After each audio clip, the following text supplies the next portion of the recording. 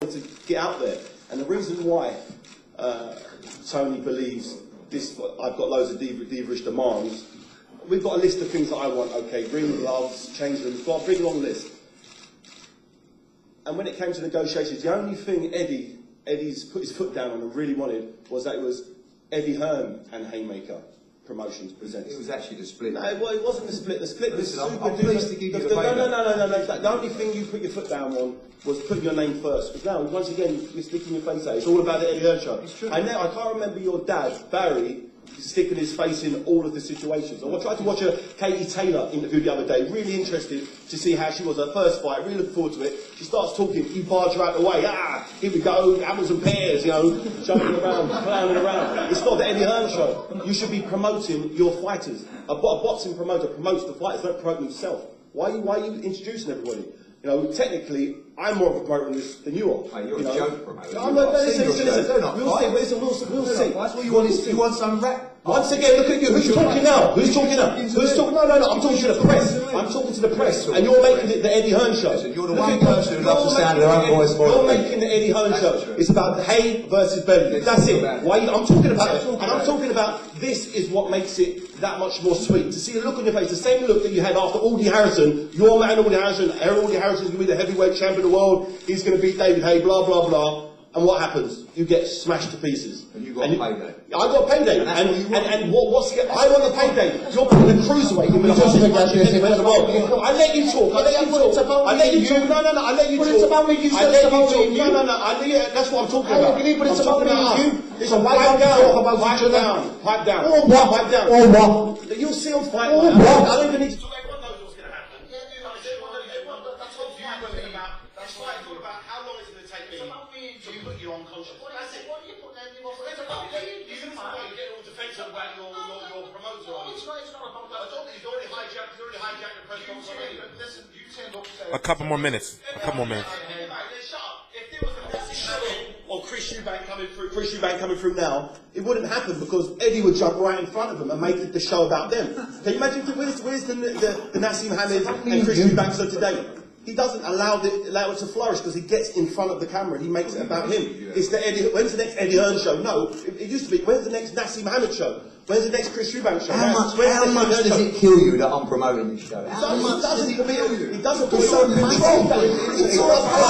It doesn't hurt you at all. I love it because you're seeing what happens in the promotion. You're seeing the tickets sold out. You see the pay-per-view numbers. This is what happens. I would probably work with Matchroom if your old man was running the show because your old man was a great promoter. You know why? You are working with Matchroom because you've got no choice because you need the dough. It's easy money. Fight the cruiserweight. Okay, we'll see. Trust me. You need the dough. I'm working with you today to put the look on your face. Don't worry about me. But for the look on your face, for the look on all of your team's face, when I destroy your boy, and then I'll be coming back. Then I'll be taking out this guy. I'm gonna come back and take out Joshua and end your business. That's what I'm doing. I'll give you a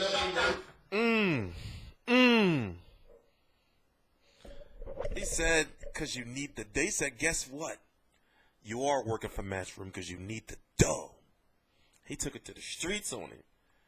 So it's like this. The question I have is, David Haye is no stranger to laying hands.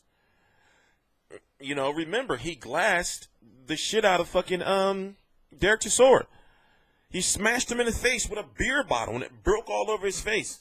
You got poor Adam Booth running around bleeding, asking the wrong people who glassed me. It was your fighter, bro.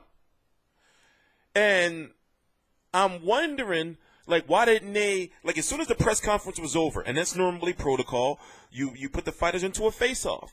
But I'm wondering, like, they must have knew some shit was going to go down. Because it's obvious that David Haye snapped. All this shit he been going through on social media and everything. And then, of course, Eddie Hearn knows more than anybody because he's the guy writing the checks. You know, he's the one that talks to the other promoters and know all that type of stuff. So he knows that, what is it?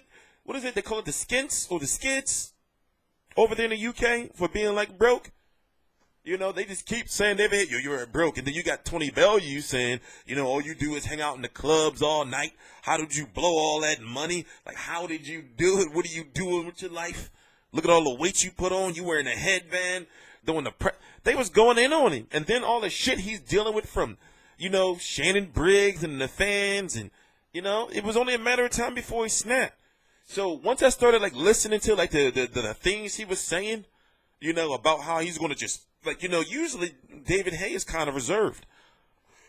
Over the last, I would say since the Klitschko fight, well, he hasn't really been around, but he's been somewhat reserved. Even when Tyson Fury was coming at his neck, when they were supposed to fight.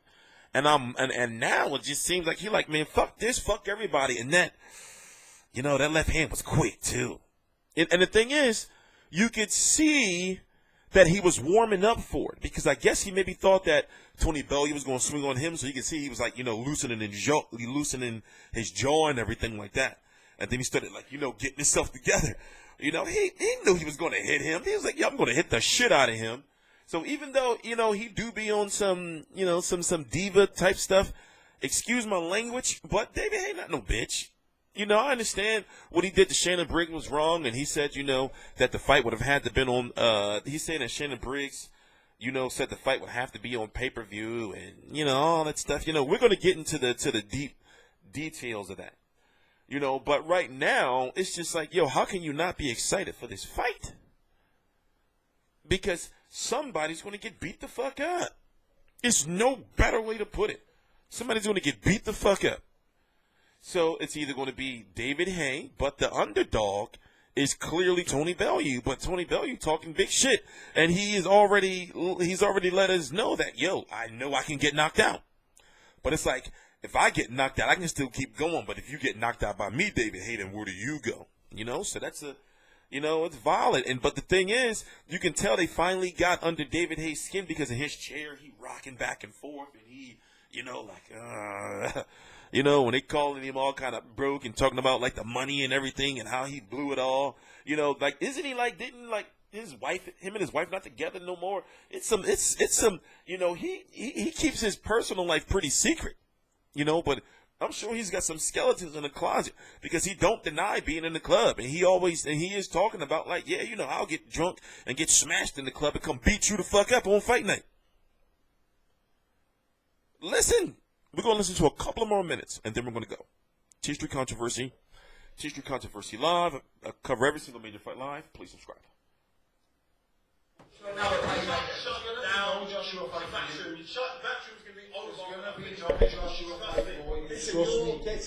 no Joshua fight for you. Listen, you're getting absolutely destroyed. Everyone knows it. I'm Deep sure in your heart, you know it. Deep in my heart, mate. Deep in my heart.